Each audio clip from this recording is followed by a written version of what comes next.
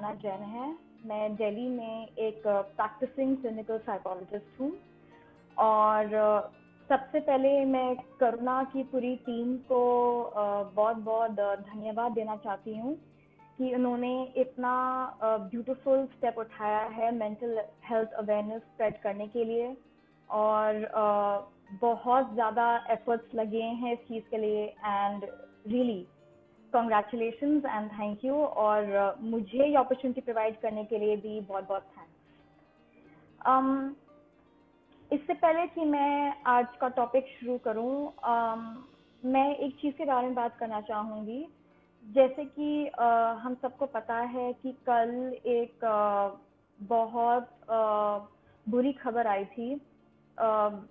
बहुत ही बड़े अभिनेता, फिल्म जगत के बहुत ही बड़ी अभिनेता सुशांत सिंह राजपूत के निधन की खबर आई थी। उन्होंने सुसाइड अटेम्प्ट किया, उनका सुसाइड सक्सेसफुल ही हुआ था और अभी तक जो इन्वेस्टिगेशंस हैं उनमें ये पता चला था कि वो 6 महीने से डिप्रेशन के शिकार थे। हालांकि वो ट्रीटमेंट ले रहे थे पर फिर भी उन्होंने ये बहुत बड़ा कदम उठाया। अब इससे पहले कि मैं इस बारे में कुछ बात करूं, सबसे पहले मैं उनकी फैमिली को कंडोलेंसेस ऑफर करना चाहूँगी and may his soul rest in piece.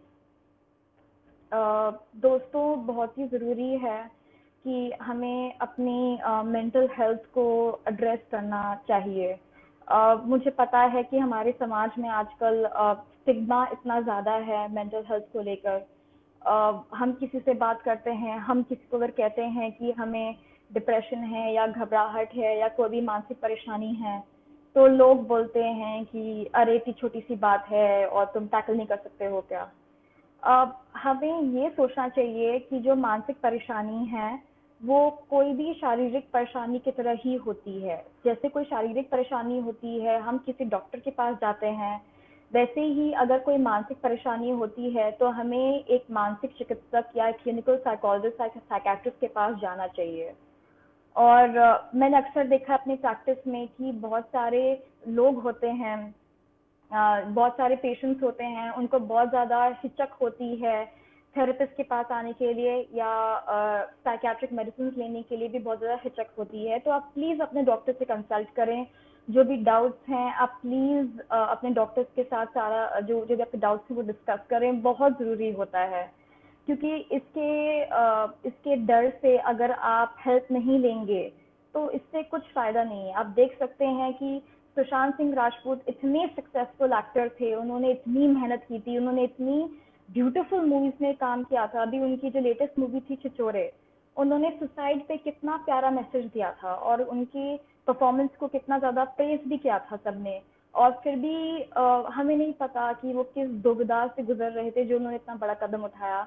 तो प्लीज़ जो भी आप में से कोई भी अगर मानसिक परेशानी से जूझ रहे हैं, मेरी निवेदन है कि आप प्लीज़ आइए। हम लोग यहाँ पर हैं, हम लोग ट्रेन्ड क्लिनिकल साइकोलॉजिस्ट हैं, थेरेपिस्ट है, पूरा बहुत सारे मेंटल हेल्थ प्रोफेशनल्स हैं इंडिया में। प्लीज़ आप हेल्प लीजिए, बिल्कुल मत घबराइए, बिल्कुल मत हिचकिचाइए and we are there to help you, so you are not alone. अब बात करते हैं आज के टॉपिक पे जो है D stressing mindfully amidst lockdown. मतलब जो आजकल जो स्थिति बनी हुई है कोरोना वायरस के चक्कर में जो लॉकडाउन हो रहा है, जो लॉकडाउन हुआ है, उसमें देखा गया है कि लोग बहुत ज़्यादा स्ट्रेस में हैं। फाइनेंशियल स्ट्रेस है, उनको करियर रिलेटेड स्ट्रेस है, फैमिली रिलेटेड स्ट्रेस है, बाहर नहीं जा पा रहे हैं, सफोकेटेड फील कर रहे हैं, बहुत ज़्यादा स्ट्रेस से गुजर रहे हैं। तो कैसे हम बहुत ही आसान तरीके से इस स्ट्रेस से राहत पा सकें, ये है मेरा पूरा वीडियो आज का। तो मैं आशा करती हूँ कि ये वीडियो आपको पसंद आएगा, ये जो टॉक है आपको पसंद आएगा और आप इससे कुछ ना कुछ सीखेंगे। तो शुरू करते हैं। सबसे पहले स्ट्रेस से बात करने से पहले मुझे कुछ टर्म्स हैं जो आपके साथ क्लियर करने हैं। हमें सबसे पहले ये देखना है कि ये जो स्ट्रेस है ये कैसे शुरू होता है।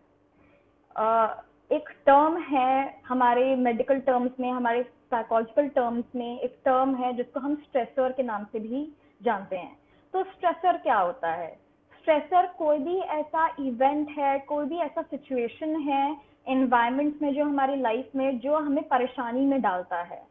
ठीक है। अब जैसे अगर हम टॉपिक की बात करें तो लॉकडाउन और कोरोना वायरस एक स्ट्रेसर होता है। क्यों?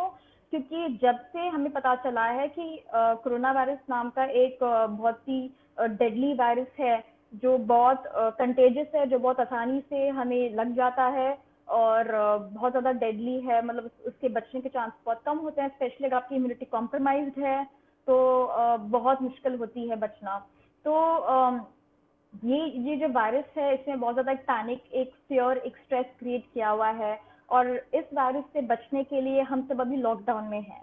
तो लॉकडाउन भी एक स्ट्रेसर है। क्यों?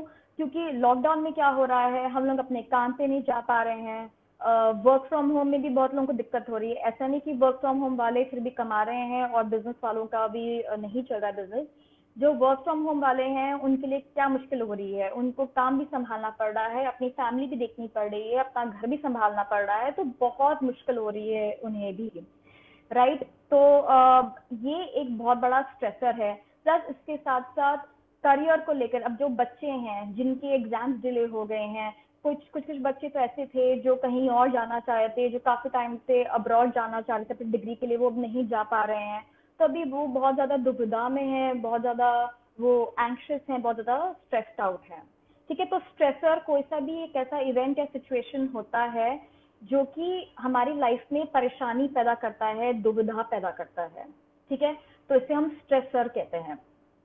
अब हमारा माइंड और बॉडी स्ट्रेसर से जैसे रिएक्ट करता है, उसको हम स्ट्रेस कहते हैं। ठीक है। तो जैसे हम आजकल बहुत ही लूजली ये टर्म यूज करते हैं कि अरे मुझे तो बहुत स्ट्रेस हो रहा है, ये लॉकडाउन की वजह से मुझे तो बहुत स्ट्रेस हो रहा है, मेरा पूरा रूटीन बिगड़ गया है, इसकी वजह से मुझे बहुत ज्यादा स्ट्रेस हो रहा है। तो जो स्ट्रेस है उसको हम यूज करते हैं as a very layman's term, पर हमें ये समझना पड़ेगा कि स्ट्रेस क्या है। स्ट्रेस जो है ये बॉडी और माइंड का रिएक्शन है टुवर्ड्स स्ट्रेसर। ठीक है। जैसे मैंने आपसे कहा था कि स्ट्रेसर क्या है, वो कोई भी इवेंट या सिचुएशन है जो हमें परेशानी में डालता है। तो जो स्ट्रेस है वो बॉडी और माइंड का रिएक्शन है। रिएक्शन हमारी बॉडी और माइंड जैसे रिएक्ट कर रही है टुवर्ड्स स्ट्रेसर, उसको हम स्ट्रेस कहते हैं। अब जरूरी नहीं है कि जो स्ट्रेस है वो हमेशा नेगेटिव ही हो। ठीक है। जो स्ट्रेस है वो दो प्रकार के होते हैं, यू स्ट्रेस और डिस्ट्रेस। ठीक है। तो जब हम यू स्ट्रेस की बात करते हैं, यू स्ट्रेस क्या होता है? यू स्ट्रेस पॉजिटिव स्ट्रेस को भी कहते हैं हम यू स्ट्रेस। ठीक है। Eustress is also called as positive stress.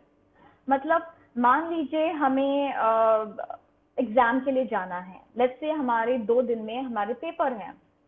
ठीक है। आजकल काफी सारे बच्चे रिलेट कर पा रहे होंगे जो कम्पिटिटिव एग्जाम्स के लिए बैठ रहे होंगे, जिनको इंजीनियरिंग का या मेडिकल का या किसी और का एग्जाम देना हो, तो वो काफी रिलेट कर रहे होंगे इस चीज से। तो हमें जब डेडलाइन सेट होती है, जब हमें टाइम टेबल मिलता है कि हाँ जी 2 दिन बाद हमारा एग्जाम है, तो हम लोग उसके लिए थोड़ी सी टेंशन में आ जाते हैं कि अरे अभी एग्जाम है, पढ़ना पड़ेगा। फिर हम लोग अपना पूरा शेड्यूल बनाते हैं, देखते हैं कि क्या आ रहा है, पूरा सिलेबस खोलते हैं, उसके फिर चैप्टर्स हम एलोकेट करते हैं शेड्यूल के हिसाब से और हम पूरी मेहनत से काम करते हैं। तो उसको हम कहते हैं यू स्ट्रेस। जो स्ट्रेस हमें मोटिवेट करता है अपने गोल तक पहुंचने के लिए, जो हमें अच्छे से पॉजिटिवली मोटिवेट करता है अपने गोल तक पहुंचने के लिए, उसको हम यू स्ट्रेस कहते हैं। ठीक है। अब आप ये सोच रहे होंगे कि अगर यू स्ट्रेस नहीं हो तो क्या हम गोल तक नहीं पहुंचेंगे? नहीं पहुंचेंगे। क्यों? क्योंकि मान लीजिए अभी आपके 2 दिन में एग्जाम्स है और आपको जरा सी भी टेंशन नहीं हो रही एग्जाम के लिए, और आप बहुत चिल्ड आउट हो, बहुत रिलैक्स्ड हो कि अरे 2 दिन बाद एग्जाम है, ठीक है। तो अगर हल्की सी भी आपको टेंशन नहीं होगी तो फिर आप पढ़ेंगे भी नहीं, है ना। और अगर आप पढ़ेंगे भी नहीं तो फिर आप कैसे परफॉर्म करेंगे? तो यू स्ट्रेस, जो पॉजिटिव स्ट्रेस है, वो बहुत इंपॉर्टेंट होता है हमारी परफॉर्मेंस बूस्ट करने के लिए और हमें ऑप्टिमम लेवल पे हमारी परफॉर्मेंस लेके जाने के लिए। ठीक है। अब तो जो फिर बुरा स्ट्रेस होता है वो क्या होता है, जो आमतौर पे लोग फेस करते हैं परेशानी को, बुरे स्ट्रेस को, वो क्या होता है? उसको हम कहते हैं डिस्ट्रेस। ठीक है। तो स्ट्रेस 2 प्रकार के होते हैं, एक होता है अच्छा स्ट्रेस जिसको हम यू स्ट्रेस भी कहते हैं, और एक होता है बुरा स्ट्रेस जो कि हानिकारक हो जाता है, उसको हम डिस्ट्रेस भी कहते हैं। ठीक है। तो जैसे अभी जो हम फेस कर रहे हैं लॉकडाउन में, हम डिस्ट्रेस फेस कर रहे हैं, ठीक है, क्योंकि हम अब स्ट्रेस को अपने पर बहुत ज्यादा हावी होने दे रहे हैं। हालांकि ये यूस्ट्रेस में भी बदल सकता है, वो कैसे बदलेगा मैं आपको बताऊंगी इवेंचुअली, ठीक है। लेकिन अभी हम जो लॉकडाउन में है कोरोना वायरस के चक्कर में, हम सब बहुत ज्यादा डिस्ट्रेस फील कर रहे हैं, ठीक है। तो आइए जानते हैं कि हमारी जो बॉडी है वो यू स्ट्रेस से डिस्ट्रेस में कैसे कन्वर्ट होती है।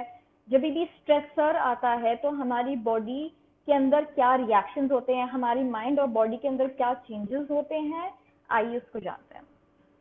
तो ये चीज आपको अच्छे से और समझाने के लिए मैंने एक ग्राफ बनाया है,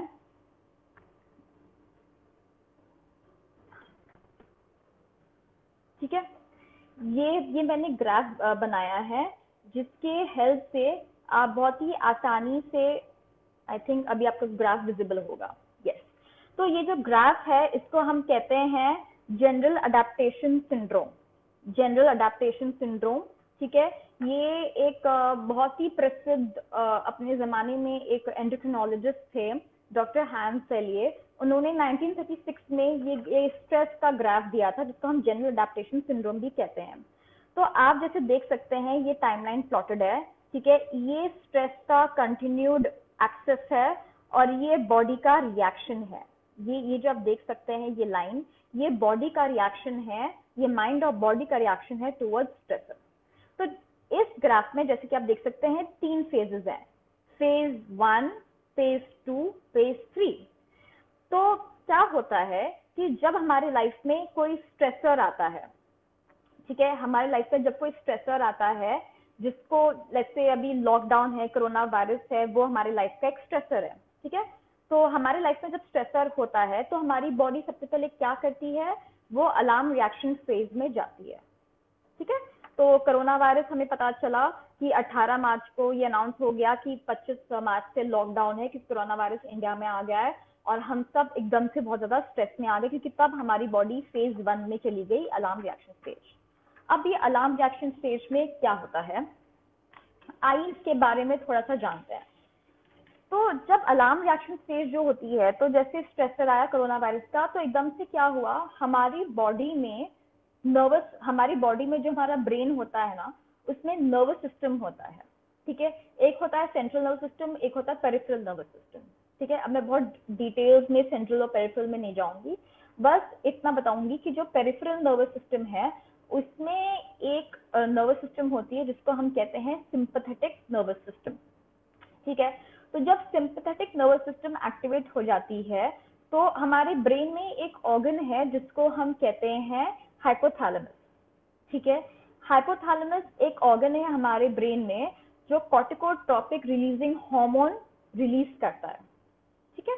हमारे हाइपोथैलेमस को सिग्नल मिला, स्ट्रेसर आया, उसने हमारे हाइपोथैलेमस को सिग्नल किया कि ओ माय गॉड लॉकडाउन हो गया, कोरोना वायरस आ गया। तो एकदम से हमारे हाइपोथैलेमस को जब सिग्नल मिली तो उसने एक हार्मोन को रिलीज किया जिसको हम कहते हैं कॉर्टिकोट्रोपिक रिलीजिंग हार्मोन, ठीक है। तो अब क्या किया, इस कॉर्टिकोट्रोपिक रिलीजिंग हार्मोन जिसको हम सीआरएच भी कहते हैं, ये हाइपोथैलेमस ने रिलीज किया और ये हार्मोन गया एंटीरियर पिट्यूटरी ग्लैंड, ठीक है। पिट्यूटरी ग्लैंड एक और ग्लैंड है हमारे ब्रेन में, ठीक है। तो जो हाइपोथैलेमस है वो जो जिस ग्लैंड की मैंने बात की थी वो पिट्यूटरी ग्लैंड के साथ मिलकर पूरा एंडोक्राइन सिस्टम को रेगुलेट करता है। हमारी बॉडी में एक सिस्टम होता है जिसको हम एंडोक्राइन सिस्टम कहते हैं, ठीक है। वो बहुत ही ज्यादा जरूरी सिस्टम होता है, वो हमारी बॉडी के काफी हिस्सों को रेगुलेट करता है, ठीक है। तो स्ट्रेस आया, हाइपोथैलेमस ने सीआरएच रिलीज किया, सीआरएच गया टुवर्ड्स पिट्यूटरी ग्लैंड। अब जो पिट्यूटरी ग्लैंड है उसने एक स्टिमुलेटिंग हार्मोन रिलीज किया जिसको हम कहते हैं एसीटीएच, एड्रीनोकॉर्टिकोट्रोपिक हार्मोन, ठीक है। तो जो पिट्यूटरी के पास गया कि यार एकदम से स्ट्रेस आ गया है, तो पिट्यूटरी ने कहा कोई बात नहीं, मैं एसीटीएच रिलीज कर देता हूँ, ठीक है। एसीटीएच जो है एड्रीनोकॉर्टिकोट्रोपिक स्टिमुलेटिंग हार्मोन, वो जब रिलीज हुआ तो वो गया हमारे एड्रीनल मेडुला में, ठीक है। एड्रीनल ग्लैंड एक ग्लैंड होती है हमारी बॉडी में जो बहुत ही ज्यादा इंपॉर्टेंट फंक्शंस रेगुलेट करते हैं, जैसे स्ट्रेस हार्मोन रिलीज करना, हमारी बॉडी के जो बाकी फंक्शंस है जैसे ब्लड प्रेशर रेगुलेट करना, हम हमारी बॉडी के जो वाटर लेवल्स है बहुत इंपॉर्टेंट फंक्शंस करती है, ठीक है। तो ACTH गया पिट्यूटरी से, वो गया एड्रीनल मेडुला में, और एड्रीनल मेडुला में उसने 2 हार्मोन रिलीज किए। कौन कौन से? एड्रेनालाइन एंड नॉर एड्रेनालाइन, ठीक है। ये जो 2 हार्मोन्स है इनको हम स्ट्रेस हार्मोन्स भी कहते हैं। सरल भाषा में आप और मैं जैसे समझते हैं इसको एज हम स्ट्रेस हार्मोन समझते हैं। आप लोगों ने ये टर्म सुना होगा adrenaline rush. I am sure काफी लोगों ने ये टर्म सुना होगा, बहुत कॉमनली ये टर्म यूज होता है एड्रेनालाइन रश।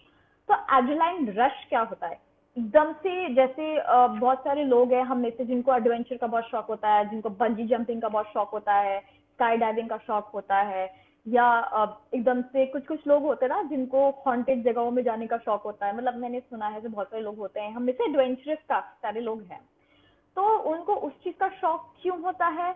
क्योंकि एकदम से जब वो अपने आप को बहुत बड़ी चीज में एक्सपोज कर देते हैं, एकदम से बहुत बड़े स्ट्रेसर में एक्सपोज कर देते हैं, उनको मजा आता है, जो एकदम से हमारी बॉडी रिएक्ट करती है, क्विकली HP एक्सेस शुरू हो जाता है, तो एकदम से एड्रेनालाइन बहुत तेजी से निकलता है, तो उसको हम कहते हैं adrenaline rush.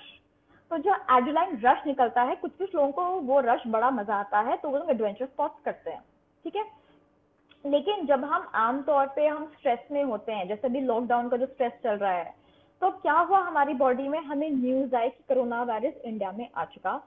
PM Modi ji जो हमारे ऑनरेबल प्राइम मिनिस्टर हैं, उन्होंने बोला कि देखिए कोरोना वायरस आ गया है, हमें लॉकडाउन करना पड़ेगा क्योंकि ये वायरस बहुत खतरनाक है और सोशल डिस्टेंसिंग मेंटेन करना है, लेकिन कुछ टाइम तक सिचुएशन जब तक स्टेबल ना हो जाए हम सबको लॉकडाउन में जाना होगा, ठीक है। तो उन्होंने ये स्पीच दे दी और एकदम से हमें घबराहट शुरू हो गई। क्या हुआ? जैसे ही स्पीच आई हमें पता चला कि बस अभी जनता कर्फ्यू लग जाएगा और अभी पूरा लॉकडाउन हो जाएगा, ठीक है। तो उसकी वजह से क्या हुआ? HPA एक्सेस मतलब हाइपोथैलेमस गए पिट्यूटरी के पास, वो गए एड्रीनल मेडुला के पास और उन्होंने एड्रेनालाइन हार्मोन निकाल दिया। इस हार्मोन को स्ट्रेस हार्मोन भी कहते हैं। और ये जो स्ट्रेस हार्मोन है ये हमें फाइट और फ्लाइट में हेल्प करता है। अब ये फाइट और फ्लाइट क्या है? अब जब भी कोई स्ट्रेसर हमारे सामने आता है, ठीक है, तो हमारे पास 3 ऑप्शंस होते हैं। या तो हम उस स्ट्रेसर से लड़ने की हिम्मत रखें, जैसे आमतौर पे हम सब अभी कर रहे हैं। दूसरी चीज, या तो हम उस स्ट्रेसर से भाग जाएं, हार मान के भाग जाएं, फ्लाइट रिस्पॉन्स, ठीक है। तीसरी चीज, हम लोग एकदम फ्रीज हो जाते हैं, हमारे ब्रेन को समझ में ही नहीं आता कि हम उसको प्रोसेस कैसे करें, ठीक है। तो क्योंकि ये लॉकडाउन वाला स्ट्रेस है, अभी हर कोई को एकदम से झटका लगा है, तो सब लोग अभी प्रोसेस कर रहे हैं, तो अभी फाइट रिस्पॉन्स पे जा रहे हैं, ठीक है, ठीक है। तो जो अलार्म रिएक्शन स्टेज है उसमें क्या होता है, आपकी बॉडी HP एक्सेस एक्टिवेट करती है और आपकी बॉडी स्ट्रेस हार्मोन रिलीज करती है, ठीक है। तो हमें ये स्टेज समझ में आ गया। तो अब क्या होता है, ठीक है, हमें ये फर्स्ट स्टेज समझ में आ गया, बॉडी ने HP एक्सेस को एक्टिवेट कर दिया और स्ट्रेस हार्मोन रिलीज हो गया। अब ये लॉकडाउन शुरू हो गया और ये लॉकडाउन चलता जा रहा है, चलता जा रहा है, चलता जा रहा है। अब इस फेज में क्या हो रहा है, हमारी जो बॉडी है जो स्ट्रेस से डील कर रही है, करते करते करते करते करते करते करते करते वो अभी इस फेज में आ गई है। अब इस फेज में क्या हो रहा है, इस फेज में अभी भी जो एड्रेनालाइन है, जो स्ट्रेस हार्मोन है, वो रिलीज होता जा रहा है। और अब हम लोग क्या कर रहे हैं, हम लोग सोच रहे हैं कि अच्छा अभी हम क्या क्या कर सकते हैं लॉकडाउन में। तो अब लोग क्या कर रहे हैं, जैसे जब मार्च में लॉकडाउन अनाउंस हुआ था, जब सब अलार्म रिएक्शन स्टेज में थे, अप्रैल मई में आते आते लोग स्टेज 2 तक पहुंच गए थे। अब स्टेज 2 में क्या हो रहा है कि ठीक है अभी हम क्या क्या कर सकते हैं, चलो हम ये कर लेते हैं, कुछ मनोरंजन का साधन ढूंढ लेते हैं। कुछ लोग कुकिंग में एकदम से लग गए, कुछ लोग यूट्यूब वीडियोस बनाने लग गए, कुछ लोग कुछ कर रहे हैं, कुछ लोग कुछ कर रहे हैं। तो हम अपने हिसाब से स्ट्रेस को डील करने की कोशिश कर रहे हैं, सबके सब कोशिश कर रहे हैं, ठीक है। तो ये स्टेज 2 है जिसका नाम होता है रेजिस्टेंस स्टेज। रेजिस्टेंस स्टेज मतलब हमारी जो बॉडी है वो रेजिस्ट कर रही है टुवर्ड्स स्ट्रेस, जो एकदम से स्ट्रेसर आ गया है टुवर्ड्स स्ट्रेसर, हमारी बॉडी रेजिस्ट कर रही है टुवर्ड्स स्ट्रेसर, तो ये है रेजिस्टेंस स्टेज, ठीक है। अब क्या हो रहा है कि अब लॉकडाउन बढ़ता जा रहा है, बढ़ता जा रहा है, बढ़ता जा रहा है, और अब हमारी बॉडी पहुंच गई है फेज 3 में, जिसको हम एग्जॉशन या बर्नआउट फेज भी कहते हैं। तो आप देख सकते हैं कि अभी जो ग्राफ है इसमें एक डिप आया है है ना। अब ये जो चीज है, यहाँ पे हम जैसे कहते हैं ना कि मुझे बहुत स्ट्रेस हो रहा है, वो ये स्टेज है। अभी जैसे जैसे मई खत्म होकर जून बढ़ता जा रहा है, हमें ये सुनने में आ रहा है कि काफी लोगों को साइकोसोमैटिक प्रॉब्लम शुरू हो गई हैं, एंग्जाइटी शुरू हो गई है और डिप्रेशन की भी प्रॉब्लम शुरू हो गई हैं। ठीक है, तो अब हम में से काफी सारे लोग धीरे धीरे फेज 3 की ओर जा रहे हैं। ठीक है, जिसको हम एग्जॉशन या बर्नआउट फेज भी कहते हैं, जैसा आपने भी ग्राफ में देखा है। ठीक है, तो जो साइकोसोमैटिक इलनेसेस क्या होती है, जैसे काफी सारे लोगों को अभी बीपी की प्रॉब्लम होनी शुरू हो जाएगी, कोलेस्ट्रॉल की प्रॉब्लम होनी शुरू हो जाएगी, डायबिटीज की प्रॉब्लम शुरू होनी जाएगी, कैंसर, एक्ने, बहुत सारी बॉडी की इलनेसेस हैं। तो मतलब क्या होता है कि जो हमारे दिमाग में हम जो बार बार स्ट्रेस से लड़ रहे हैं, हमारा जो स्ट्रेस हार्मोन रिलीज हो रहा है, जो कंटिन्यूसली हम दिमागी तौर पे उस स्ट्रेस से जूझ रहे हैं, अब वो कहीं ना कहीं तो निकलेगा और वो हमारे बॉडी के थ्रू निकल रहा है। ठीक है, ये साइकोसोमैटिक इलनेस होती है। अब ये जो स्ट्रेस हार्मोन है, ये हमारी इम्यूनिटी के लिए बहुत ज्यादा हानिकारक है। ठीक है, हमारी इम्यूनिटी को ये बहुत ज्यादा खराब करती है। ठीक है, और दूसरी बात, ये एंजाइटी और डिप्रेशन जैसे मेंटल इलनेसेस को भी जन्म देती है। ठीक है, हमारे लिए ये भी सब समझना बहुत ज्यादा जरूरी है कि खाली ये इम्यूनिटी को ही या साइकोसोमैटिक इलनेसेस को टारगेट नहीं कर रही है, ये एंजाइटी और डिप्रेशन जैसी हानिकारक बीमारियों को भी ये पैदा करती है। ठीक है, तो कैसे पैदा करती है मैं भी समझाती हूँ। अब ये समझना बहुत जरूरी है कि हमारा जो माइंड है, ठीक है, वो कैसे फंक्शन करता है, हमारे माइंड में किस प्रकार के थॉट्स जनरेट करते हैं। ठीक है, क्योंकि ये बहुत ही ज्यादा इम्पोर्टेंट फैक्ट है कि जब भी हमें कोई मानसिक परेशानी होती है, ठीक है, ये अभी साइकोलॉजिस्ट ने बहुत सालों से ये प्रूव किया हुआ है और आई एम श्योर ये आप भी समझते होंगे कि हमें जब भी कोई मानसिक परेशानी होती है तो उसके पीछे कोई ना कोई थॉट प्रोसेस जरूर होता है जो अंडरलाइंग होता है। अंडरलाइंग मतलब उसके भीतर, उसके नीचे कोई ना कोई थॉट प्रोसेस होता है, कोई सोच होती है जो हमें परेशान करती है, जिसकी वजह से हमें मानसिक परेशानी होती है। ठीक है, तो हमारा जो माइंड है वो कैसे वर्क करता है, उसमें 3 प्रकार के थॉट्स आते हैं हमारे माइंड में। जो हमारा माइंड है, जो हमारे ब्रेन के अंदर जो हमारी माइंड है, जो सोच है, हमारे पास 3 प्रकार की सोच आएंगी। कभी आप ये नोटिस करना, या तो हम पास्ट को लेकर सोचेंगे, ठीक है, जो हमारे पास में जो घटनाएं घटी हुई हैं, या तो हम उसके बारे में सोचेंगे, या तो हम फ्यूचर के बारे में सोचेंगे कि ये कैसा होगा, वो कैसे होगा, या तो हम वो सोचते रहेंगे। और कभी कभार हम प्रेजेंट के बारे में भी सोचेंगे। ऐसा नहीं कि हम हमेशा पास्ट और फ्यूचर में ही लटके रहते हैं, बहुत बार हम प्रेजेंट में भी सोचते हैं। ठीक है, तो ये हमारा माइंड का नॉर्मल फंक्शनिंग है, इसमें कुछ बुरी बात नहीं है, ये बहुत ही नॉर्मल फंक्शनिंग है। अब सोचने की बात ये है कि हमारा माइंड ऐसे अगर बना है तो क्यों बना है, राइट? क्यों ऐसा होता है कि हम सबके सब पास्ट के बारे में भी सोचते हैं, फ्यूचर के बारे में भी सोचते हैं और प्रेजेंट के बारे में सोचते हैं? क्योंकि जब हम सब पास्ट के बारे में सोचते हैं, ठीक है, तो हम अपने पास्ट से सीखते हैं। ठीक है, मान लीजिए आपने अपने पास्ट में कोई एक्सपीरियंस जिया है, कुछ आपने काम किया है, ठीक है, और वो काम आपका सक्सेसफुल रहा है, आप उस काम में बहुत सक्सेसफुल हो गए हो, तो आप वो नोट करेंगे कि हाँ, मैं इस काम में बहुत सक्सेसफुल रहा हूँ, तो अगर ऐसी ही कोई परिस्थिति आती है फ्यूचर में तो मुझे ऐसे ही काम करना है। ठीक है, आप उस चीज से सीखेंगे। ठीक है, और इसको हम कहते हैं रीइंफोर्समेंट भी। वो उसको छोड़िए, बस इतना ध्यान रखिए कि जो पास्ट है, अगर हमने किसी चीज में विजय पाई है, किसी चीज में हम सक्सेसफुल रहे हैं, तो अगर वैसी परिस्थिति फ्यूचर में भी आती है तो हम वहां से सीखते हैं और सेम स्ट्रैटेजी हम यूज करते हैं फ्यूचर की परिस्थिति को डील करने के लिए। इसलिए इंपॉर्टेंट है पास्ट। दूसरी चीज, मान लीजिए कोई परिस्थिति आई है, ठीक है, जिसमें हम फेल हो गए हैं, हम सक्सेसफुल नहीं हुए हैं। ठीक है, ये भी हो सकता है कि हमने कुछ सिचुएशन को, किसी परिस्थिति को ढंग से डील नहीं किया, ठीक है, तो हम फेल हो गए हैं उस परिस्थिति में। ठीक है, तो क्या होता है कि हम उससे सीख लेते हैं। हम उससे सीख लेते हैं कि अगर ऐसी परिस्थिति फ्यूचर में आती है तो हमें क्या क्या नहीं करना चाहिए, हम ये समझते हैं।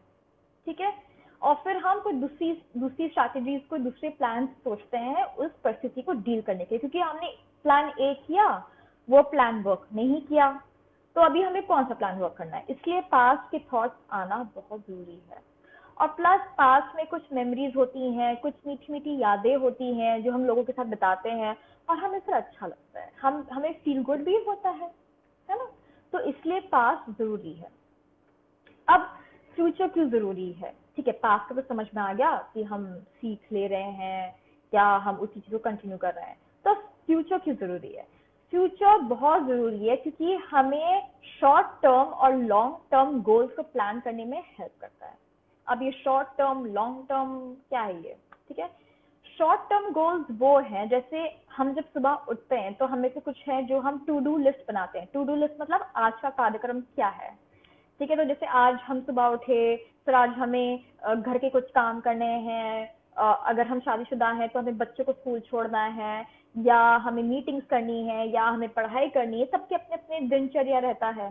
ठीक है, तो हम उसकी प्लानिंग करते हैं, कल क्या करना है, परसों क्या करना है, अगले हफ्ते क्या करना है, हमें यहाँ जाना है मीटिंग में, यहाँ इसकी आज शादी है, कल यहाँ ये है। इवन तो कोरोना वायरस में हम बाहर जाने के प्लान्स नहीं करते, लेकिन कोरोना वायरस में हम क्या प्लान्स कर रहे हैं सबके सब, कि अभी एक हफ्ते बाद हम क्या क्या कर सकते हैं।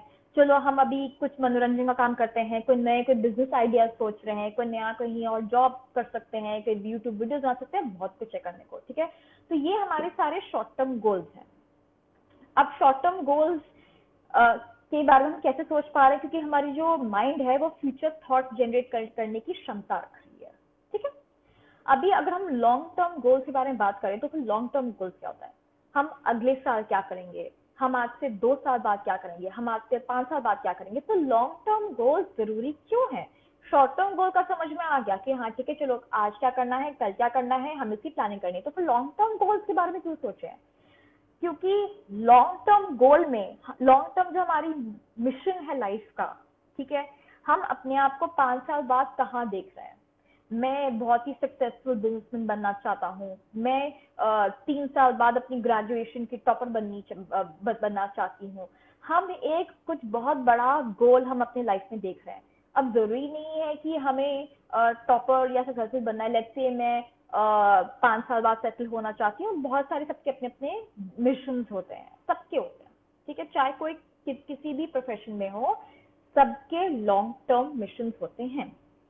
ठीक है, उस लॉन्ग टर्म मिशन को अचीव करने के लिए हम छोटे छोटे शॉर्ट टर्म गोल्स बनाते हैं। इसलिए लॉन्ग टर्म प्लानिंग करनी भी जरूरी है और शॉर्ट टर्म प्लानिंग करनी भी इक्वली जरूरी है। तो क्यों जरूरी है? ठीक है, समझ में आ गया कि हम अपने आप को देख रहे हैं 5 साल बाद, 10 साल बाद, लेकिन इससे क्या लाभ होता है? इससे ये लाभ होता है कि हमें डेली उठकर काम करने की मोटिवेशन मिलती है, हमें लाइफ जीने का एक पर्पस मिलता है। अगर हमारी लाइफ में कोई गोल ही ना हो, कोई मिशन ही ना हो, तो हमें लाइफ बहुत ज्यादा अधूरी और डल लगेगी, है ना। तो हमें जो गोल्स हैं वो एक बहुत बड़ा प्रेरणा का काम करता है, बहुत बहुत बड़ा इंस्पिरेशन, मोटिवेशन का काम करता है कि हमें वहां तक पहुंचना है। ठीक है, तो इस गोल के जरिए हम एक डिटर्मिनेशन रखते हैं, हम एक दृढ़ निश्चय रखते हैं कि हाँ मुझे कल तक ये काम करना है, तो मेरा ये शेड्यूल रहेगा, मेरी ये प्लानिंग रहेगी। ठीक है, तो इसलिए फ्यूचर थिंकिंग की बहुत ज्यादा जरूरत होती है। ठीक है, और प्रेजेंट थिंकिंग की जरूरत क्यों होती है? प्रेजेंट थिंकिंग की जरूरत इसलिए होती है क्योंकि जब हम पास्ट से लेकर सीखेंगे कि क्या वर्क किया, क्या वर्क नहीं किया, और हम जब फ्यूचर को लेके हम प्लान करेंगे, वो सब हम प्रेजेंट में ही तो प्लान करेंगे, है ना।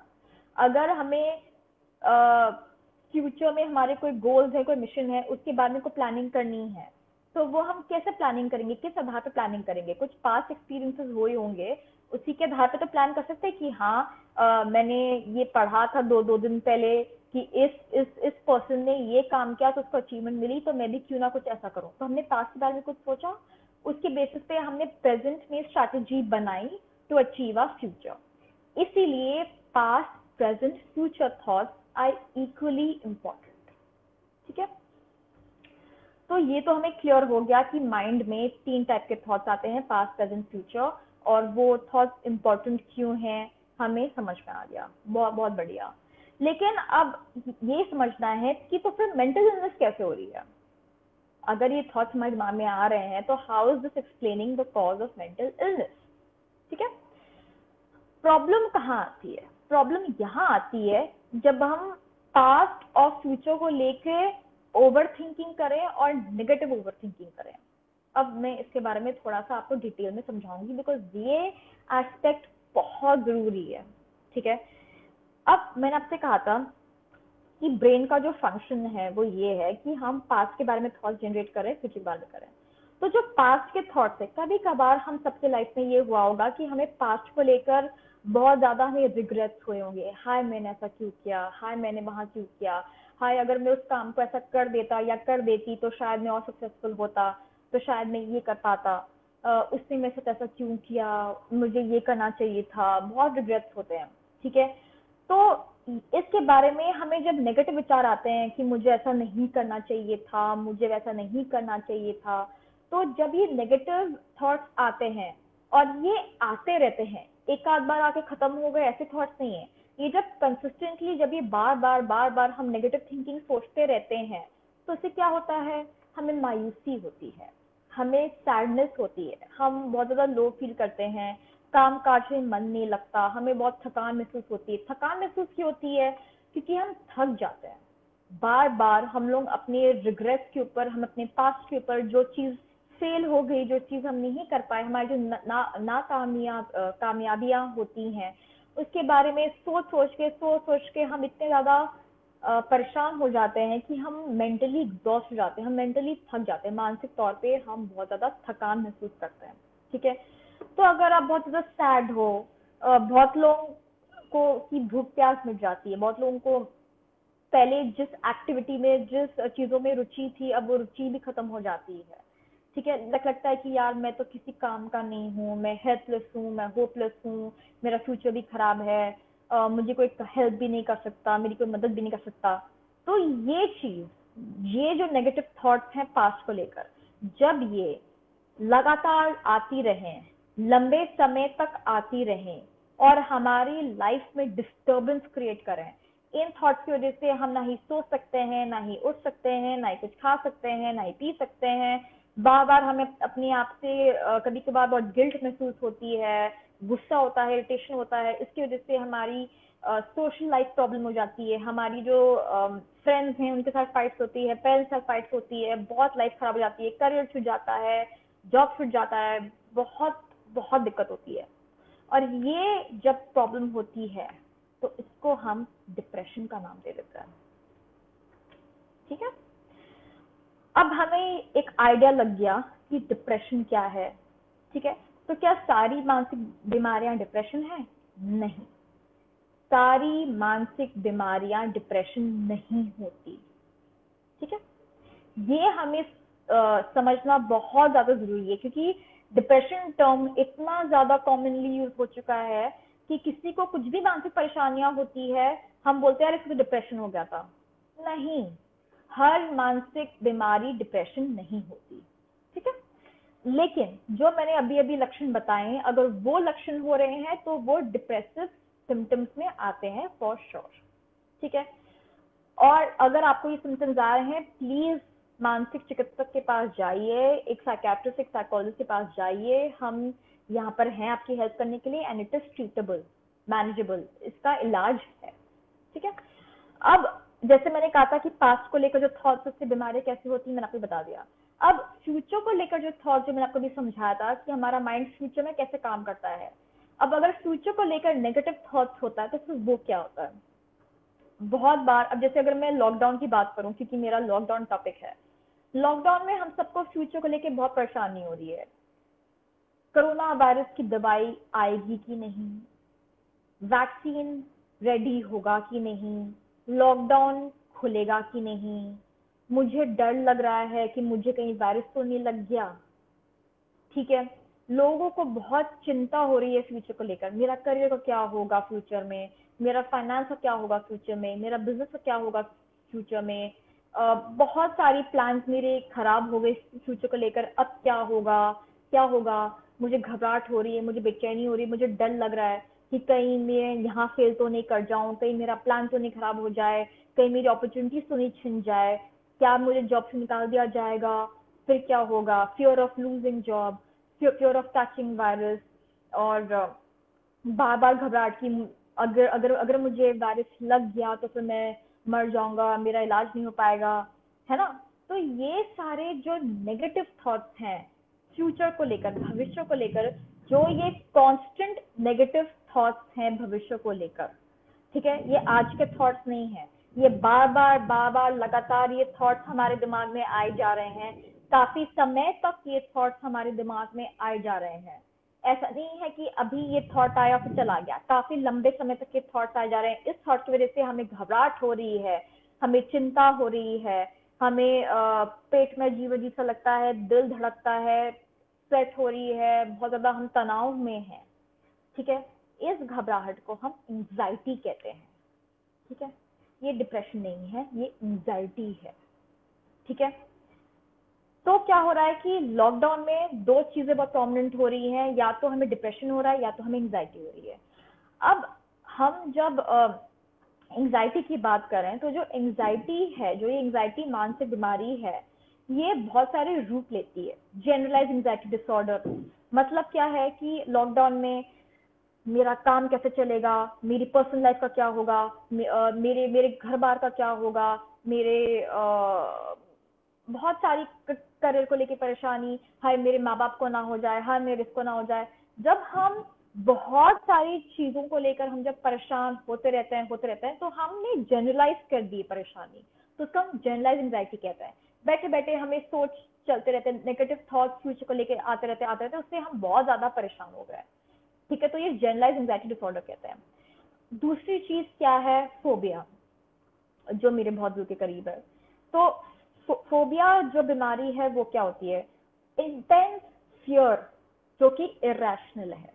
अब इसका मतलब क्या है, मैंने सारे प्रिकॉशंस ले रखे हैं, मैं घर में बैठी हूँ, ठीक है, मैंने सारे प्रिकॉशंस ले रखे हैं, सैनिटाइज कर लिया, हाथ धो लिया, ग्लव्स पहन लिया, मास्क पहन लिया, सब कुछ कर लिया, फिर भी मुझे डर लगे जा रहा है कि हाय मुझे अगर कोरोना वायरस हो गया तो, हाय मुझे अगर ये हो गया तो, हाय अगर मुझे वो हो गया तो, अगर मुझे वायरस लग गया तो मैं क्या करूंगा, अगर मैं बाहर निकला तो मुझे वायरस लग गया तो। और जबकि हमने सारे प्रिकॉशंस पहन रखे हैं, हमारा कंटेनमेंट जोन में भी नहीं है, तो भी डर लगा जा रहा है कि अगर मैंने ये छू लिया तो मुझे वायरस हो जाएगा, वो छू लिया तो वायरस हो जाएगा, और जबकि हमारा कंटेनमेंट जोन में नहीं है, ठीक है। मैं तब की बात कर रही हूँ। इरेशनल मतलब कभी कभी हमारा डर फिजूल का भी हो जाता है, ठीक है, तो उससे हम फोबिया कहते हैं। और जब वो डर होता है तो हम उससे अवॉइड करते हैं, ठीक है। बहुत सारे लोग कैसे करेंगे कि हम अपने घर से बाहर नहीं निकल रहे हैं, हम अपने कमरे से बाहर नहीं निकल रहे हैं, जबकि हमारे घर में किसी कोरोना वायरस नहीं है, ठीक है। वो अपने आप को कन्फाइन कर रहे हैं, वो अवॉइड कर रहे हैं बाहर जाने के लिए, तो उसको हम फोबिया का रूप दे देते हैं, ठीक है। इससे भी हर एंजाइटी डिसऑर्डर में एंजाइटी एक बहुत ज्यादा कॉमन फीचर है। जनरलाइज एंजाइटी में भी एंजाइटी हो रही है, घबराहट हो रही है, फोबिया में भी घबराहट हो रही है। ओसीडी, अब कोरोना वायरस का ओसीडी कहाँ है। अब मान लीजिए आपका जो घर है वो बहुत ज्यादा साफ आपने रखा है, अच्छे से सैनिटाइज किया है घर को, ठीक है, फिर भी आपको घबराहट हो रही है कुछ चीज छूने में, जबकि आपने डेटॉल से हर एक चीज सैनिटाइज कर दी है, जर्म फ्री है आपका घर, फिर भी आपको घबराहट हो रही है कि अगर मैं डेस्क छू लूंगा, अगर मैं बिस्तर छू लूंगा, अगर मैं ये छू लूंगा, तो एकदम से दिमाग में घबराहट होती है, ठीक है। दिमाग में ये फ्योर होता है कि ओ माय गॉड, अगर मैं ये छू लूंगा तो मेरे हाथ में जर्म्स लग जाएंगे, ठीक है। फिर आपके कंपल्शन होते थे कि बार बार आप जब कुछ छूते हैं या बार बार आपने कुछ चीज छू ली तो फिर बार बार आप हाथ धो रहे हैं, बार बार आपने कुछ किया तो बार बार आप हाथ धो रहे हैं। तो ये क्लीनिंग कंपल्शन जब होती है, ठीक है, तो इसको हम ओसीडी का रूप ले लेते हैं, जिसमें जो अंडरलाइन फियर होता है वो है fear of being infected by germ, ठीक है। इस चीज का बहुत बड़ा डर है कि अगर मुझे कोरोना वायरस लग गया तो मैं मर ही जाऊंगा।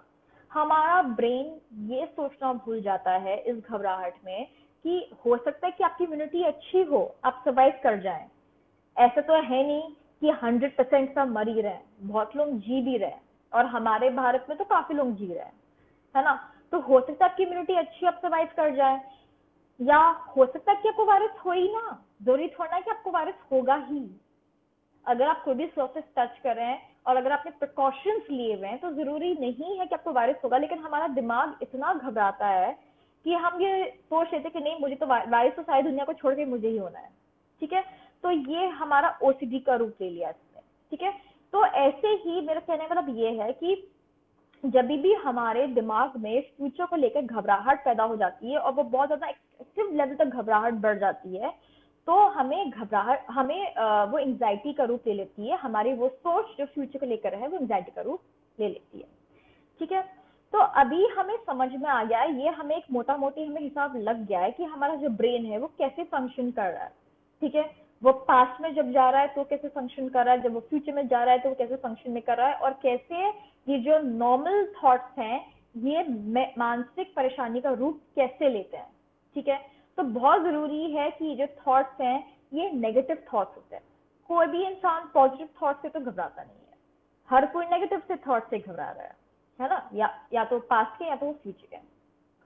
ठीक है, तो अब हमें ये सब बातें क्लियर हो गई हैं कि स्ट्रेस क्या है, स्ट्रेसर क्या है, हमारी जो बॉडी है वो बर्नआउट में कैसे पहुंच रही है, कि पहले जब स्ट्रेसर था तो अलार्म रिएक्शन था, फिर वो रेजिस्टेंस फेज में गई, फिर वो एग्जॉशन फेज में गई, तो यू स्ट्रेस से डिस्ट्रेस वो कन्वर्ट कैसे हुई।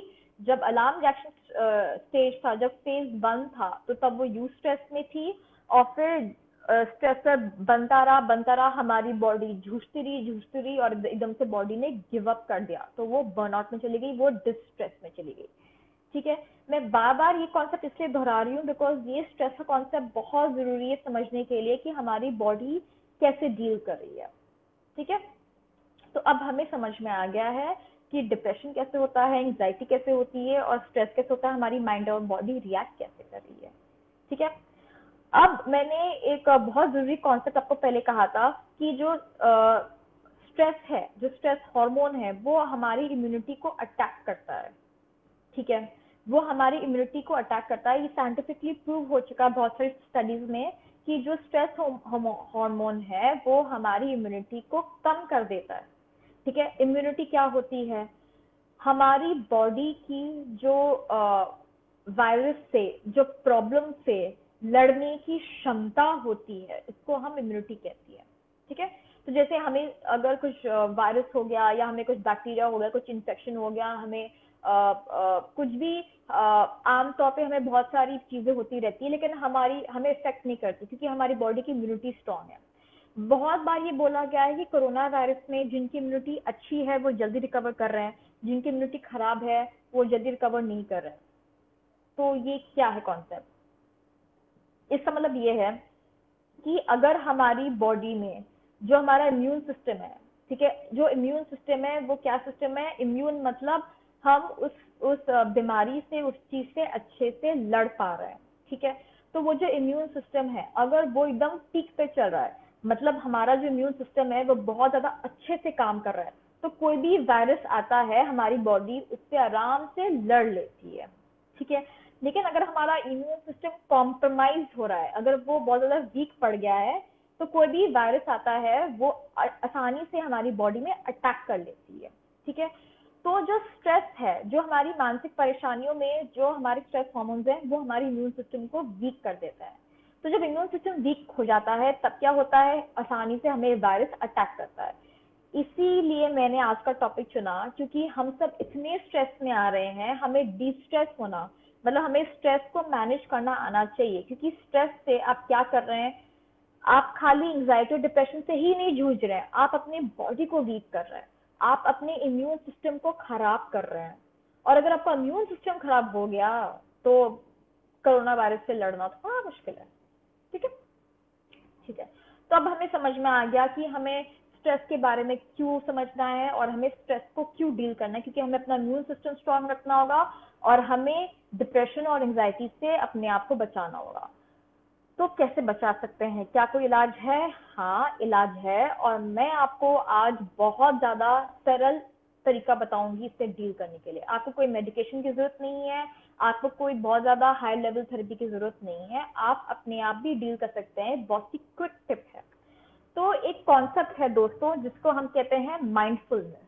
ठीक है, माइंडफुलनेस क्या है? माइंडफुलनेस मतलब होती है कंप्लीट अवेयरनेस। कंप्लीट अवेयरनेस मतलब आपको आपकी जो जागरूकता है, आपकी जो अवेयरनेस है वो एकदम पूर्ण सीमा पे होनी चाहिए। मतलब आपके दिमाग में क्या विचार आ रहे हैं, आपके बॉडी में क्या सेंसेशंस हो रहा है, अभी इस वक्त आप क्या काम कर रहे हैं, इस पे आपका पूरा ध्यान होना चाहिए। ठीक है। अगर मैं इसको बहुत ही सरल शब्दों में कहूँ तो आपका जो पूरा ध्यान है आपकी सोच पे, आपकी बॉडी की सेंसेशन पे, आपकी करंट सिचुएशन पे होना चाहिए। इसको बहुत ही सरल तरीके से अगर मैं समझाऊं तो उसको हम माइंडफुलनेस कहते हैं। मतलब आप पूरे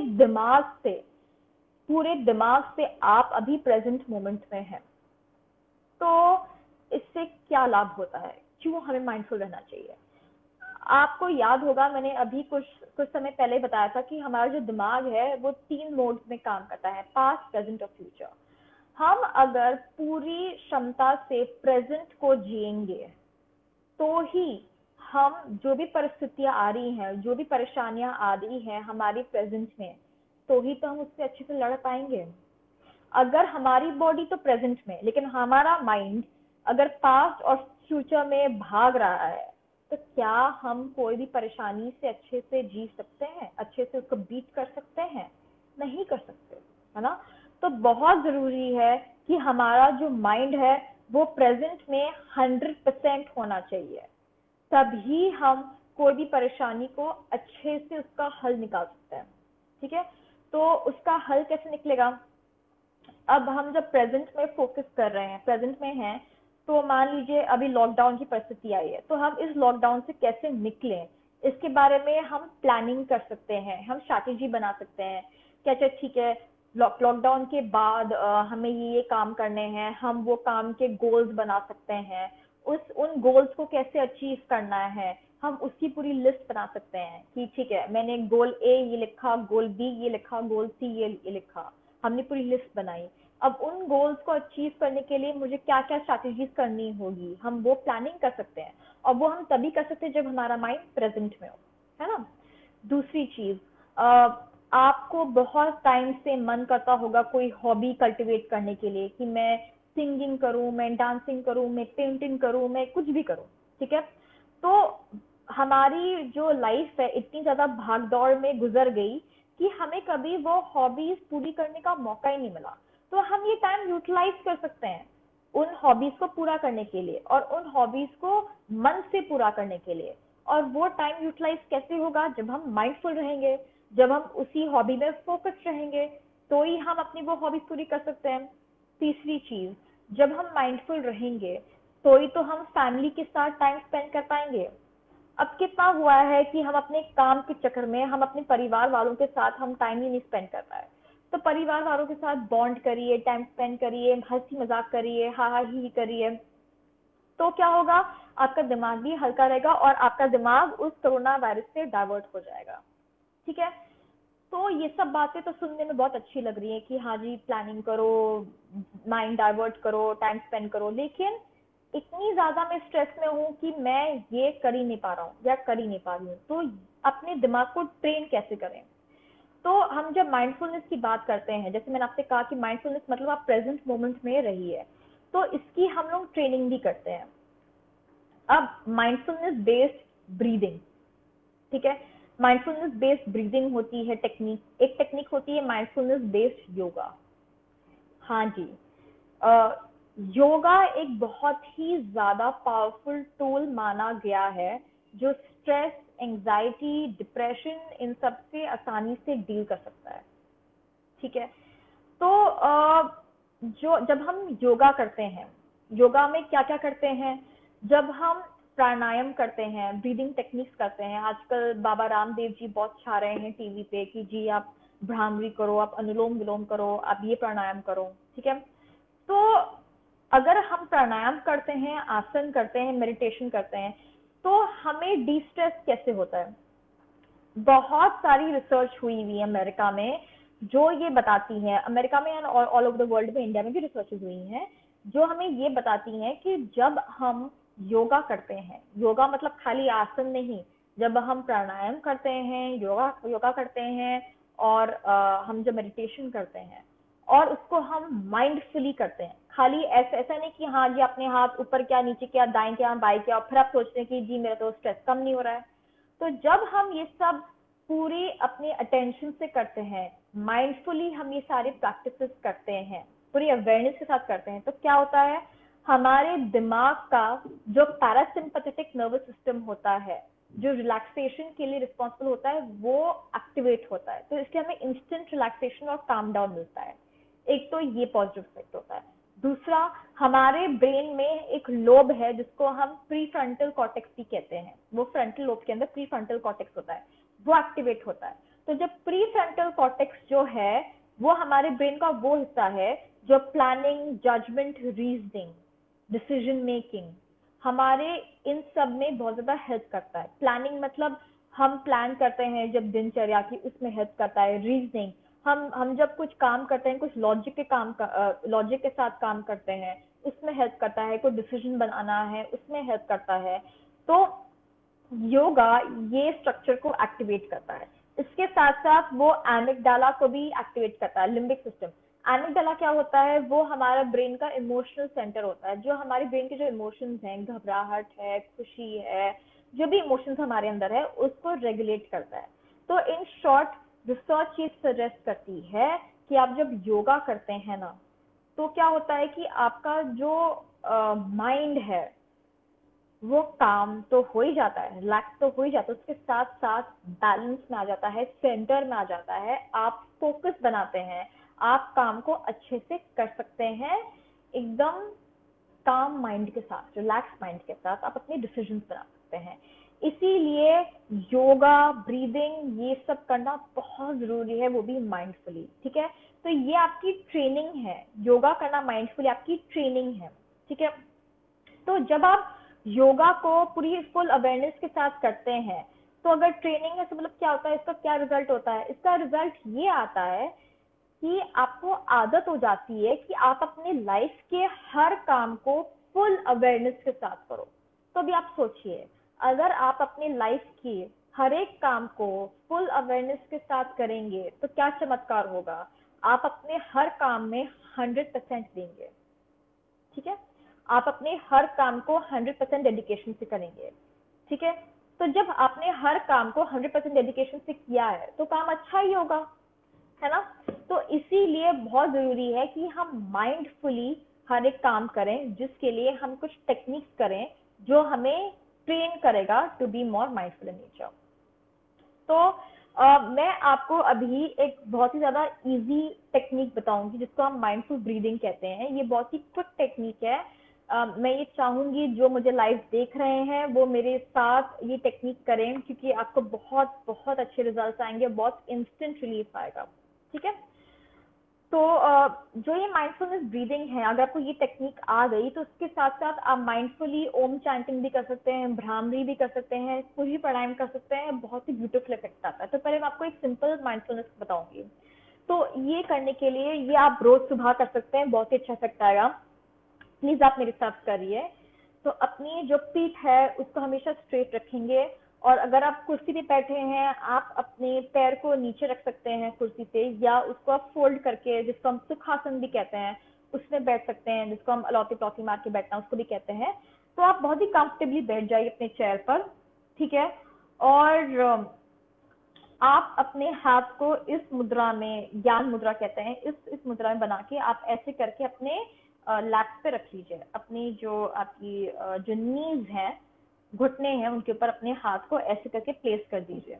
ठीक है, और आप अपने आंख बंद करिए।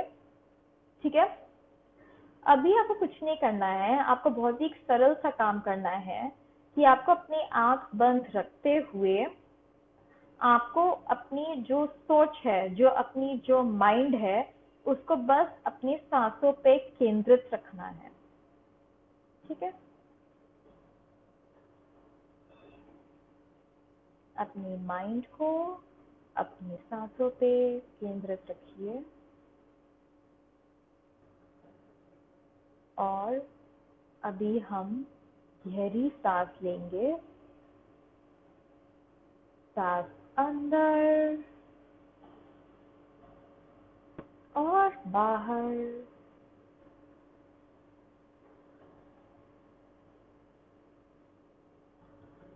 धीरे धीरे सांस भरेंगे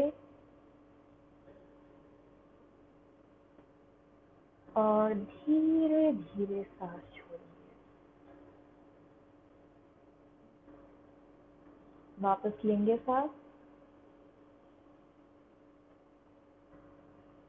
धीरे धीरे सांस छोड़ेंगे।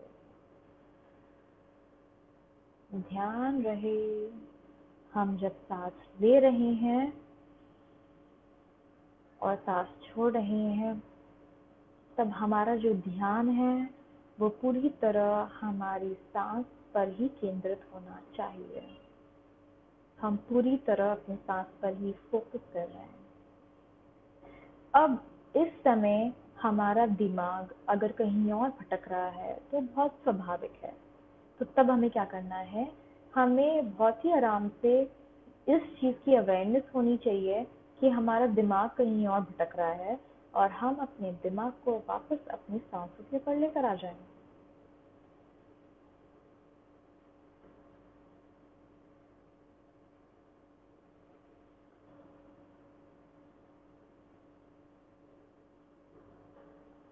आँख खोलिए। ये एक बहुत ही साधारण टेक्निक है जिसको हम माइंडफुलनेस ब्रीदिंग भी कहते हैं। मतलब हमने अभी जो पूरी अवेयरनेस है अपनी सांसों के ऊपर केंद्रित रखी थी, ठीक है। तो हम अवेयर थे कि हमारी सांस जब अंदर जा रही है तो हमारी बॉडी में क्या हो रहा है, और फिर हमारी सांस जब बाहर जा रही है हमारी बॉडी में क्या हो रहा है। तो हम ये माइंडफुल ब्रीदिंग क्यों करते हैं?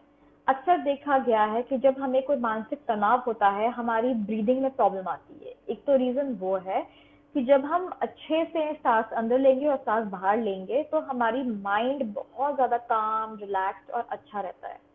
दूसरी चीज माइंडफुल ब्रीदिंग करने का एक और पर्पस ये है कि ये आपको ट्रेन करता है कि आप फोकस्ड रहें।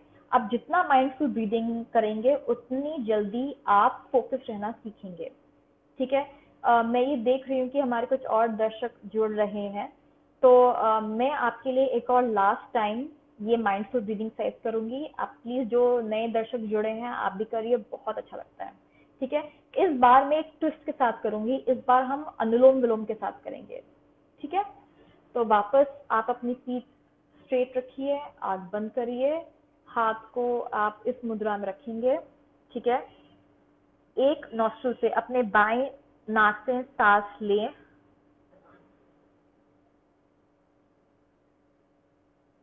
दूसरे से सांस छोड़ें,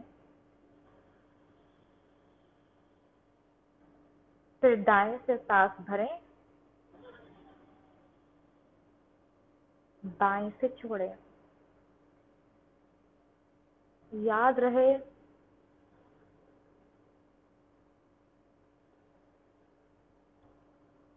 याद रहे कि आप जब भी ये क्रिया कर रहे हैं आपकी जो पूरा ध्यान है वो सांस लेने में और सांस छोड़ने में ही केंद्रित होना चाहिए। अगर आपका ध्यान यहाँ वहाँ भटक रहा है तो कोई बात नहीं, उससे आप लड़िए मत, उससे आराम से वापस सांसों पे अपना ध्यान केंद्रित कर लीजिए। इनिशियली बिगनिंग में थोड़ा सा टाइम लगेगा, लेकिन जब आप बार बार प्रैक्टिस करते रहेंगे तो ये आपकी आदत बन जाएगी।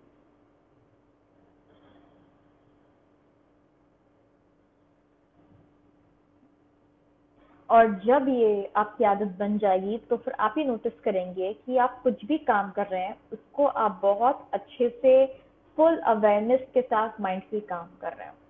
तो ये रही प्राणायाम की बात या ब्रीदिंग टेक्निक्स के बाद, जो कि बहुत ज़्यादा बेनिफिशियल होता है रिलैक्सेशन में। मैं आपको बता नहीं सकती, ये टॉक देते देते भी मैं थोड़ा सा स्ट्रेस आउट हो रही थी, लेकिन अभी जब मैंने प्राणायाम किया तो मैं भी बहुत रिलैक्स फील कर रही हूँ। आई एम श्योर आप भी फील करोगे जिन्होंने किया हुआ है। एनीवेज, अब क्योंकि मैंने कहा था कि योगा में प्राणायाम के साथ साथ आसन का भी बहुत बड़ा रोल होता है। तो आप जब कोई भी आसन करते हैं, मान लीजिए आप सूर्य नमस्कार कर रहे हैं, तो पूरा दिमाग अपनी सांसों पे, अपने पोस्चर्स पे केंद्रित करिए। वो माइंडफुलनेस प्रैक्टिस करने का बहुत ही आसान और बढ़िया तरीका है। 2 in 1 है। एक तो आपका माइंडफुलनेस प्रैक्टिस हो जाएगा कि आपका फुल अवेयरनेस रहेगा, और दूसरा आपकी बॉडी फिट भी रहेगी और आपको बहुत ज्यादा काम फील भी होगा। तीसरा, आप जब मेडिटेट कर रहे हैं, बहुत कॉमनली ये बोला जाता है कि ओ जब मेडिटेशन करते हैं तो आपका दिमाग ब्लैंक होना चाहिए। नहीं, दिमाग को ब्लैंक मत रखिए। बस जब मेडिटेट कर रहे हैं, ये बिगिनर्स के लिए टिप है, आप जब आंख बंद करके जब आप मेडिटेशन प्रैक्टिस कर रहे हैं, तो आप अपने विचारों पे बस ध्यान केंद्रित करिए, ठीक है। आपके जैसे भी विचार चल रहे हैं चलते रहने दीजिए, आप उसको जज मत करिए कि ओ ये अच्छे विचार है, ओ ये बुरे विचार है, आप मत जज करिए, बस इसको ऑब्जर्व करते रहिए। एक थर्ड पर्सन ऑब्जर्वर, मान लीजिए यहाँ पर कोई बैठा है, वो आपके विचारों को दूर से देख रहा है, तो आप बस ऑब्जर्व करिए कि मैं ये सोच रही हूँ, अगर मैं नेगेटिव सोचती हूँ तो मेरे बॉडी पे क्या क्या सेंसेशंस हो रहे हैं, अगर मैं पॉजिटिव सोच रही हूँ तो मेरी बॉडी में क्या क्या सेंसेशंस हो रहे हैं। बस आप इतना ऑब्जर्व करिए, ये आप डेली मेडिटेशन का हिस्सा बना लीजिए। इससे क्या होगा, इससे आपको माइंडफुलनेस की प्रैक्टिस हो जाएगी और आपको 100% अवेयरनेस रहेगी। मान लीजिए आपके लाइफ में कुछ स्ट्रेस है, जैसे अभी लॉकडाउन का स्ट्रेस चल रहा है, ठीक है, आपको पता है कि लॉकडाउन की वजह से आप बहुत ज्यादा परेशानी में है, तो आप अवेयर रहेंगे कि यार ये जो परेशानी है ये कुछ समय तक है, लॉकडाउन में है, कोई बात नहीं, परेशानी चल रही है, कोई बात नहीं, इसका मैं समाधान कैसे ढूंढूं, इस लॉकडाउन को मैं यूटिलाइज कैसे करूं। तो आपको अवेयरनेस हुई तभी तो आपने ये चीज सोची, ठीक है। तो वो अवेयरनेस जागरूक करने के लिए ये एक्सरसाइज जो मैंने अभी आपसे करी है लाइव, ब्रीदिंग, अनुलोम विलोम, ये आप करिए, डेली सुबह के करिए, कुछ डिफिकल्ट नहीं है, आई एम श्योर आप सबको आता है, बहुत अच्छा है। आप कपालभाति कर सकते हैं, वो भी बहुत अच्छा है, ठीक है। तो ये तो रही योगा की बात। तो क्या माइंडफुलनेस खाली योगा में ही प्रैक्टिस होता है? बिल्कुल नहीं। आप जब लेट्स से आप जब दिनचर्या का कोई भी काम कर रहे हैं, जब आप खा रहे हैं, माइंडफुलनेस आप प्रैक्टिस कर सकते हैं खाते खाते। अभी लॉकडाउन में अभी आम का सीजन चल रहा है, तो आप सब आम खा रहे होंगे बड़े मजे से, तो आप आम खाते खाते भी माइंडफुलनेस प्रैक्टिस कर सकते हैं। कैसे? मान लीजिए आपके हाथ में आम है, अब इमेजिन करेगा कि ये आम है, ठीक है। तो पहले हम जब माइंडफुलनेस की बात करते हैं, एक बहुत ही इंपॉर्टेंट चीज है जो कि मैं आपसे शेयर करना चाहूंगी, कि आपके जो 5 सेंसेस हैं, 5 सेंसेस कौन कौन सी हैं? आपका देखना, आपका सूंघना, आपका टेस्ट, ठीक है, आपका टच, ठीक है। तो टेस्ट, स्मेल, विजन, टच, ठीक है, और फील, ठीक है। तो आपके जो ये सारे जो सेंसेस हैं, और सुनना, सॉरी फील नहीं, सुनना, जो आपके जो ये सारे सेंसेस हैं, इन सारे सेंसेस को आप कैसे यूटिलाइज कर सकते हैं, ठीक है। तो मान लीजिए आपके हाथ में आम है, ठीक है, लेट्स से आपने छील कर एक आम का फात लिया है, तो माइंडफुल ईटिंग कैसे कर सकते हैं? आपके हाथ में आम है, तो पहले आप अपना विजन, अपनी आईज का यूज करिए और उस आम को आप देखिए। ये मैं आपको कुछ सरल प्रैक्टिसेस बता रही हूँ, प्लीज आपकी प्रैक्टिस घर पे करिए, आपको बहुत अच्छा फील होगा, ठीक है। तो आपने उस आम को देखा, उस आम के आप कलर को, टेक्सचर को आपने ऑब्जर्व किया कि ये आम इस रंग का है, इतना बड़ा है, इसका टेक्सचर ऐसा है, इसका टेक्सचर वैसा है, आपने सब ऑब्जर्व किया। तो कुछ टाइम आप पूरा आम पे ही डेडिकेटेड रखिए। आपका दिमाग यहाँ वहाँ भागता है, कोई बात नहीं, उसको भागने दीजिए, एक्सेप्ट करिए और वापस ध्यान यहाँ केंद्रित करिए, ठीक है।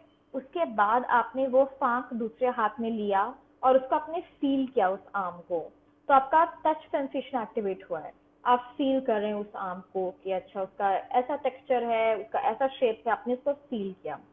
फिर आंख बंद करके आपने उसको सूंघा, ठीक है, आप सूंघ रहे हैं कि अरे वाह कितनी अच्छी खुशबू है। तो जब आप सूंघते हैं, अपना पूरा ध्यान उसके फ्लेवर को, उसको उस पे स्मेल पे केंद्रित करिए कि आप जब उस आम को सूंघ रहे हैं तो आपको कैसा महसूस हो रहा है। वो पूरा थॉट जो जनरेट हो रहे हैं, जो सेंसेशन जनरेट हो रहे हैं, अपना ध्यान उस आम पे केंद्रित रखिए।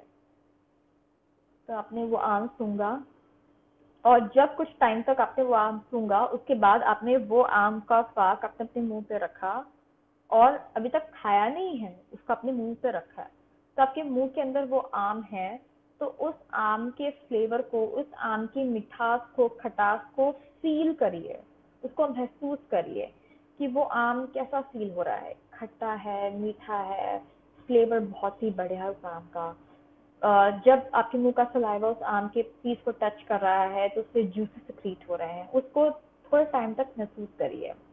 उसके बाद जब आप उस आम को चबा रहे हैं, ठीक है, तो जो जूसेस सिक्रीट हो रहे हैं उस जूसेस को महसूस करिए। धीरे धीरे उस आम को चबाइए और ये महसूस करिए कि जो आम का टुकड़ा था वो धीरे धीरे पल्प में, पेस्ट में कैसे कन्वर्ट हो गया। तो उसको चबाते जाइए, चबाते जाइए, चबाते जाइए, उसका पेस्ट फील करिए और फिर उसको गटकिए। आप जब उस आम के पेस्ट को स्वॉलो करेंगे, उसको पूरा फील करिए स्वॉलो करते हुए कि उसकी पूरी जो आम की जर्नी है मुंह से लेके स्टमक तक वो कैसी है। फिर उसके बाद जब आम आपने स्वॉलो कर लिया, उस आम के फाँक को आपने जब खा लिया, तो जो मुंह में आपका स्वाद, जो रिमाइंडर स्वाद है, उसको महसूस करिए। थोड़ा थोड़ा क्षण उसमें लगाइए कि कैसा स्वाद आ रहा है मुंह में। ठीक है, और फिर आप आंख खोलिए। ठीक है, आप यकीन मानेंगे कि आप एक बार अगर आम या कोई भी खाने वाली चीज को ऐसा खाएंगे, आपको इतना अच्छा महसूस होगा, आपको लगेगा कि मैंने इस खाने को कभी ऐसा महसूस ही नहीं किया, कभी ऐसा फील ही नहीं किया।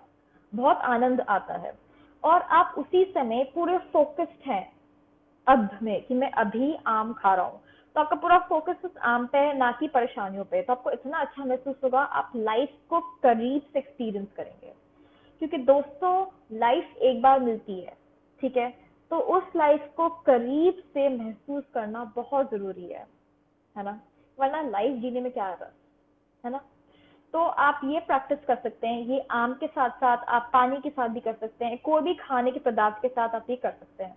ठीक है, तो आप ये जो सरल प्रैक्टिसेस हैं, जैसे मैंने आपको माइंडफुल ब्रीदिंग के बारे में कहा है, डिटेल में समझाया है, महसूस कराया है, माइंडफुल योगा के बारे में कराया है, वैसे आप माइंडफुल ईटिंग भी करें।